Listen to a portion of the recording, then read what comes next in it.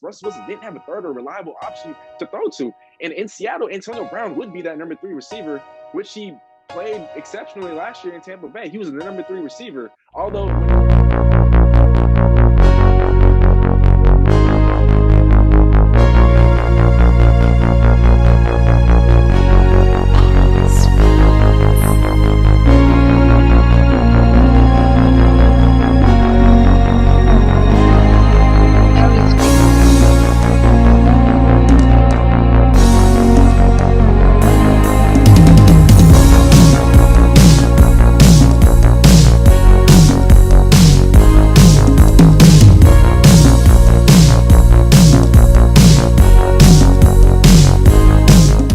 back to another brand new episode, E on the Mic, episode 22. I'm your host, E, aka Ethan, and I'm here with a special guest today.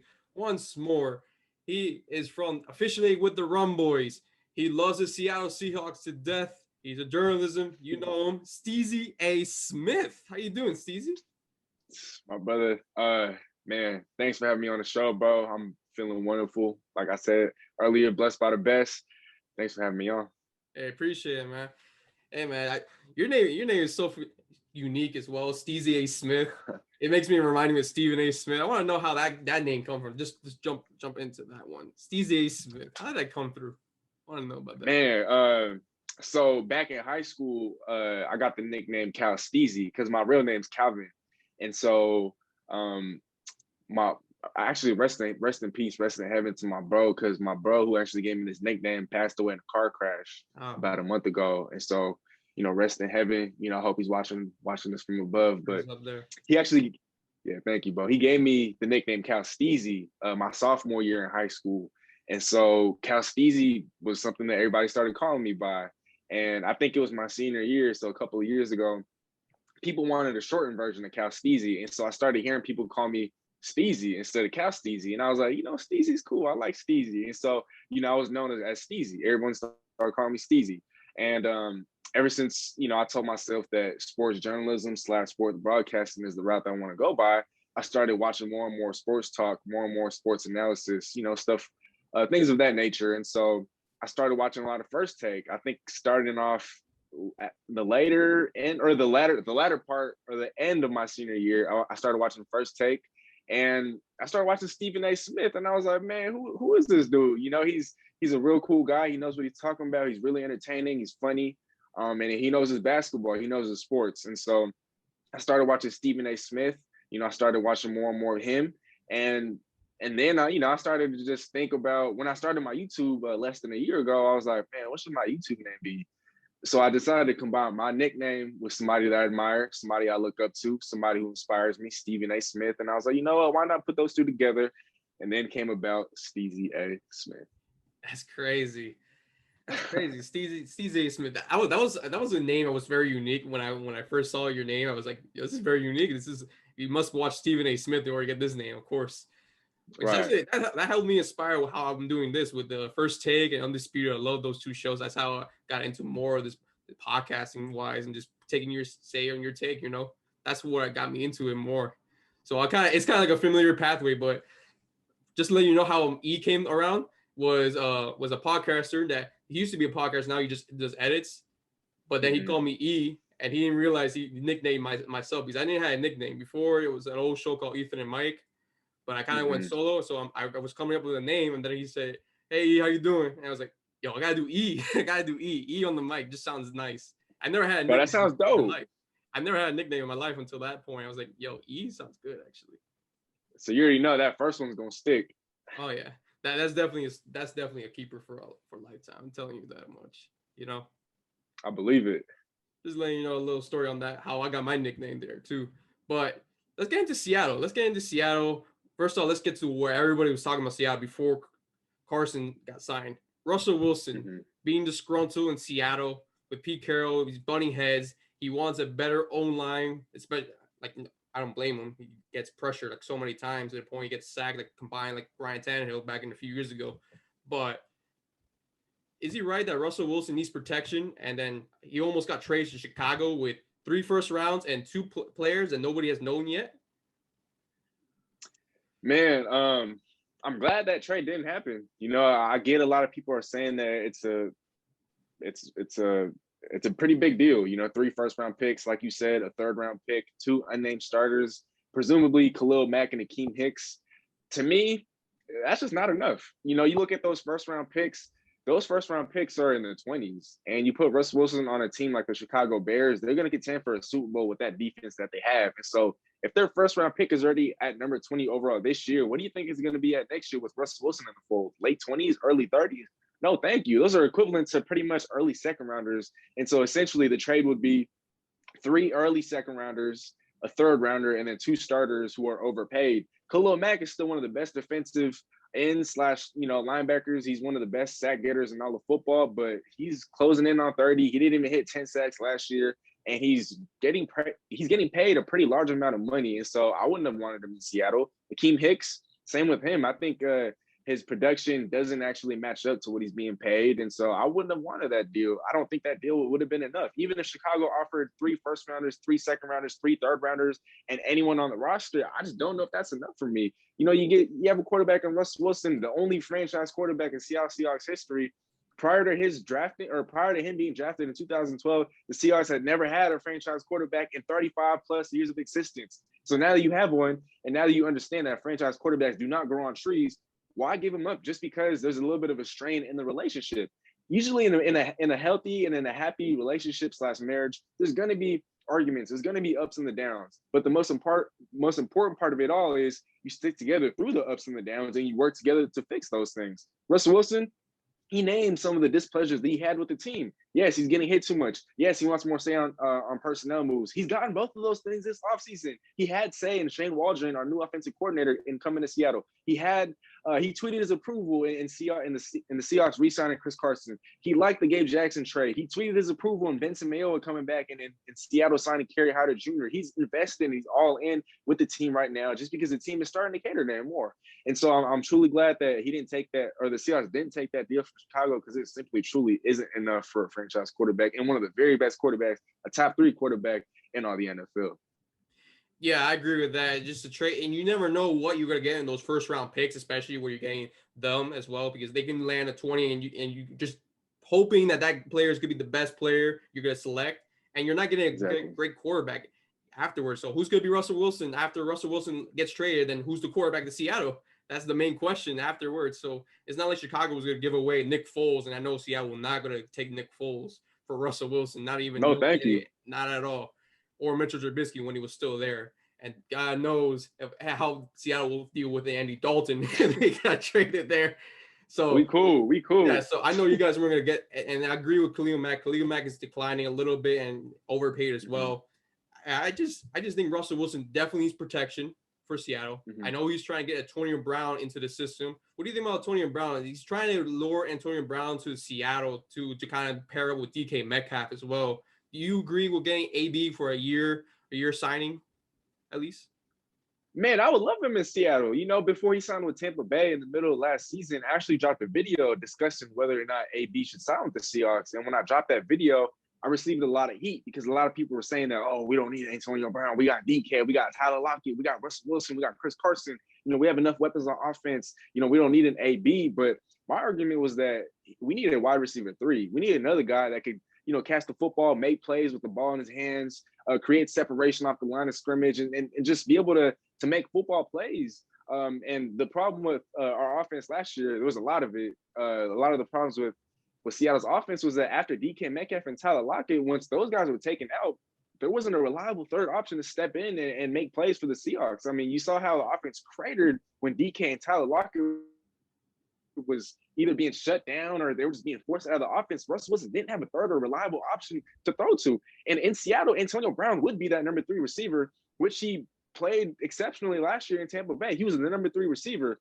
Although when it comes to talent, he's better than Mike Evans. He's better than Chris Godwin. But seeing as how he came into the team middle of the season, you know, he didn't have any time to learn the playbook. He fit in perfectly as a wide receiver 3. And then in Seattle, he could be as high as a wide receiver 2. Maybe he takes over for Tyler Lockett and Tyler Lockett slides down to wide receiver 3. It really doesn't matter. They're both really talented guys at this point in their careers. I would love them in Seattle, but obviously, you know, there is a cap. And so I would hope that it'd be on a 1-year deal. I would hope that it's under 10 million. I would hope that Russ would restructure his contract. Hopefully Bobby Wagner, other guys can restructure their contracts. Hopefully Seattle can extend a Dwayne Brown or a Tyler Lockett or Jamal Adams, because even just extending those guys would create more cap space. As of right now, there's only about less than 4 million in cap space for Seattle. So I don't know how it would work in terms of bringing Antonio Brown, but if they can create the necessary cap space, I'd definitely love to see Antonio Brown in Seattle.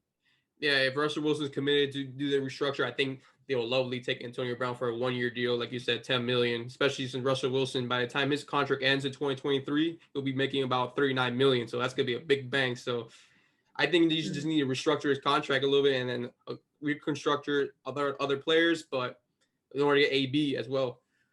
But I know you're happy with Chris Carson re-signing with Seattle, because I think you were hoping that Chris Carson was going to re-sign, not leave Seattle, because at least something different than Russell Wilson. Is he going to get traded? Is he this, that with Pete Carroll? But how do you love about Chris Carson re-signing with Seattle? I want to hear this one. Man, I love it, bro. I thought he was a goner. I was seeing reports that he was close to a deal with your Miami Dolphins. And so I was just like, man, it was a great time while he was here. But, he just kind of priced himself out of Seattle. That's what we all thought here in Seattle. But, when I saw the breaking news that he was coming back, I was ecstatic. I was so happy. I was just like, man, a top 10 running back not being paid like a top 10 running back. You look at the contract, right? 3 years, $24.6 million. The last year is voidable. So in turn, it becomes a 2-year, $14.6 million deal, with the third year being a voidable deal. A voidable year. We're paying him like he's not a top 10 running back. His cap hit this year is barely above 2 million. And then his cap hit next year is just above 6 million.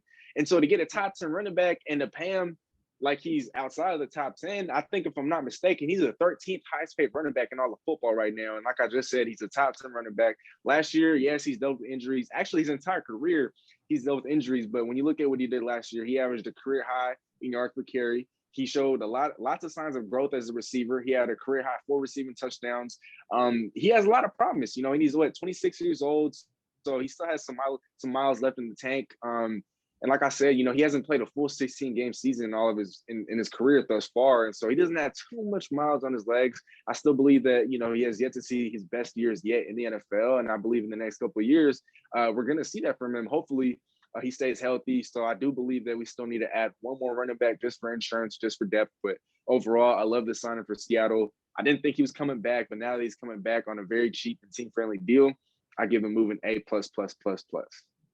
I agree, because I know Seattle, every time when Chris Carson gets injured, it was always the next man up, and they always struggle in the running, and then you had to rely on Russell Wilson throwing the ball, which give credit to Russell Wilson running out of the pocket so many times with that offensive line, how he gets that ball out of there. It's unique and crazy, because there's plays you see with Russell Wilson, he'd be running around 20 seconds with the ball and somehow completes it with Tyler Lockett. If you remember that play against Arizona on the Sunday night football.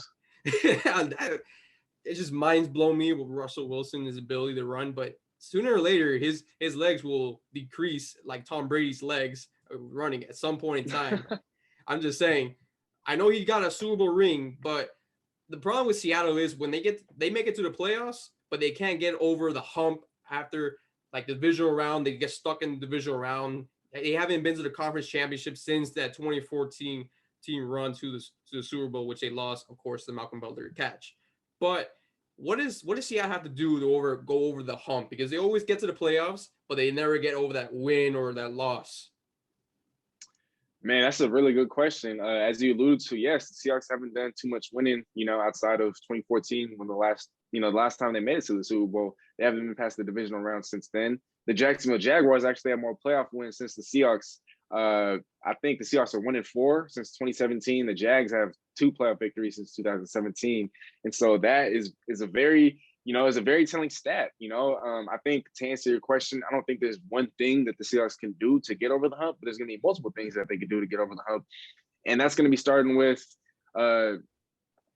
just getting, I guess, complete play from both sides of the football. We saw last year, Russell Wilson cooking and the offense cooking through the first half of the season. And then the second half, the offense cratered. But the defense went from being one of the worst in football to being one of the best in football the second half of the season. And so I think that if we could see complete football on both sides, including special teams, throughout the entirety of the season, if we could see an improved offensive line play, if we could see Russell Wilson start to play consistently throughout the entire year, if we could see Chris Carson stay healthy, if we could have a wide receiver 3 step in and make plays after DK Metcalf and Tyler Lockett, then we can finally get over the hump. But I truly believe talent-wise, we can make a Super Bowl now if we really put our minds to it, or if the Seahawks really put their minds to it, if they really played complete football the entire season. But, I mean, Pete Carroll, from time to time, he'll have a coaching blunder here or there, and I just hope that heading into next season, he'll start to kind of get away from his outdated approach when it comes to football. I understand he's brought home, a Super Bowl title to Seattle. I understand it's his ways, or it was his style that won a Super Bowl here in Seattle, but we got to understand that the NFL is a little different now than it was back in 2013, 2014. Now it's a passing league. Now, you have quarterbacks like Pat Mahomes, Aaron Rodgers, Josh Allen. These are the type of guys that you win Super Bowls with. And we have a guy like that in Russell Wilson, who's a top 3 quarterback in all the NFL. And so why not take advantage of a top 3 quarterback and live and die with his arm? I agree. It's very outdated with Pete Carroll, and he just want to do his old ways, but it ain't the same. That ain't the same. It's evolving, like you said. The NFL is definitely evolving. Lamar Jackson, for example, running the ball, or Josh Allen, Patrick Mahomes. They're winning championships, of course. Besides Lamar Jackson, he has not won one. But, I know your defense was hellish last year. It was very hellish. They were on and off. Let me just put it that way. They were on and off last season. Mm-hmm. I know Richard Sherman is in the market. He's going to turn 33. I know you're high achieving with Richard Sherman coming back to Seattle. Do you think this would be a great signing for Seattle, or should it get something in the draft? Why not both? I think Seattle, with Shaquille Griffin leaving, I'm not too upset about him leaving, especially when we look at the money that he was getting, or that he's about to get from Jacksonville. There's just no way that Seattle was going to pay that price. It was too steep of a price for a guy who at best is an above average cornerback, but I don't think he's an elite. I don't think he's a top 10 cornerback in football, but now he's getting paid, I think, like the 7th highest paid at his position. And so while he could blossom into a top 10 cornerback, while he could blossom to a superstar in Jacksonville, I just didn't think that the money was right for Seattle. You get a guy like Ahkello Witherspoon from San Fran. Yes, he's inconsistent, but he fits the mold of what Seattle wants in their corners. He's 6'3", 195. He's super athletic. He can be inconsistent in coverage at times. He'll blow a couple coverages here and there. He struggled with injuries, but he does fit the scheme. Coming over from San Fran, they run kind of the same defense that Seattle does. While there might be some more nuances in Seattle's defense, he's going to get the scheme. But I just don't think Seattle should stop there. DJ Reed was a revelation for the Seahawks last year, but it shouldn't stop there. Quentin Dunbar is yet to be re-signed, and so you bring in a familiar face like Richard Sherman. I hope he doesn't command more than $10 million a year. I think if he commands $7 million or less, maybe even $8 million or less, I think that he could find himself in Seattle if the team is willing to restructure some of those contracts in Seattle. But I would love him in Seattle. I think that, like I said earlier, Seattle is a piece or two away from winning a Super Bowl. And if Richard Sherman can replicate what he did in 2019 and bring some of that back here to Seattle's upcoming season, I really, truly believe that Seattle will be in the Super Bowl yet again, just because I think that Shane Waldron will do wonders for the offense. But that's a subject for a different day. But even when you bring in Richard Sherman, hopefully, if that were to happen, I still think Seattle should attack position in the draft, just because there aren't too many corners that are young and are developing on the roster. And so I think Seattle could definitely use a corner or two that they could stash, that they could kind of develop for the future. But yes, I'd say go all in, bring in Sherman, bring in a familiar face, and he can help out the young guys, and he can help to establish and show them what, the old Legion of Boom used to do. Yeah, I agree with that. It shows a veteran perspective into the locker room, to young talents that will come into the draft. Hopefully that Seattle can draft some corners or safeties there. It brings like a veteran experience for them to see how Richard Sherman played, how the Legion of Boom was, and how they play in Seattle, so they can evolve and turn out to maybe the next Legion of Boom. Who never knows? You never know how Seattle will go. I don't know if there will ever be another Legion of Boom, but they can try to similar to it, at the same time. Exactly. That's just how. And I think Richard Sherman, as long as he stay healthy, because I know he's going to turn 33 next week. He'll turn 33. As long as he stay healthy, he was injured prone a little bit last year with San Francisco. Played 5 games. He managed to start 5. He did get an interception. But as long as he stay healthy, I think he should be a viable piece for you guys. Once again, I think you should get like a veteran price for him. Like you should sign a veteran minimum wage, like about $7 million, like you said, $7 million to $10 million range for Richard Sherman. But if he asks for more, I don't think that would be a great signing for Seattle. But definitely just not. from his age, and then he's kind of slumping a little bit back, but he's not. He's still there in his prime, but he's not there at his prime. You know, that Michael Crabtree catch, if you remember that one. That sent you guys. I'll never forget that. You know, I'll never forget and that. Richard Sherman was a hell of a game to Michael Crabtree, and just savagely, he just walks away. I love that game. Richard Sherman's post game show to the reporter. Oh yeah, no, that would be something engraved in my memories for the rest of my life. that was the most hilarious and most memorable part of that game. Just being your without a doubt San Francisco, and just Richard Sherman just going off on the Fox Sports. That's Aaron Andrews. People thought that he was talking to the reporter badly, but it's just him showing his expression during that game. His passion, yeah. Yeah, I know. It just shows his passion. Everyone thought it was about the reporter talking bad about the reporter, which is about Michael Crabtree and the win of that game going to the Super Bowl. I think that's what was mostly about on that one. But Steezy, man, I appreciate you coming on the show, man. It was a great talking to you about some Seattle and then getting to know your nickname as well, man. I really appreciate you. And hopefully you do well. I know you do have another show with a Seattle group, which I know you're gonna have that premiering today. Which I'm hopefully you gotta talk some good stuff about Seattle. Hopefully, it's fun fact. Oh man, as per usual, bro. Fun fact, that's like my second team, like Seattle, just in case. It's like my backup team. My backup team to my Fins. Oh, for real? Yeah, like let me put it this way. Like when my Fins, like I'm a Fins fan. I'm still a diehard Fins fan. But like during the 2010s, 2011, 2012, 2013 seasons were shitty. Let's put it this way. Tim Tebow beat us in overtime. That's how bad we were. And we were winning that game too. That's how bad Miami was. Hey, bro, I mean, look, if I wasn't a Seahawks fan, I think I told you this before, I'd be a Dolphins fan. There's just something about you in Miami right now, or? Yeah, I'm in South Florida, man. South Florida? Yeah, bro. There's just something about Miami. I mean, I've been a Heat fan since I was in 6th grade. And so, there's a part of me that loves Miami. I got love for the Heat. They're on my NBA team. And the Dolphins, if the Seahawks went around, they'd be my team. And so, I love I like the Dolphins, the colors. Tua Tagovailoa, one of my favorite players in the NFL. So, I have my reasons for rooting for Miami. But yeah, bro, it was a pleasure being on the show, bro. Thank you so much for having me.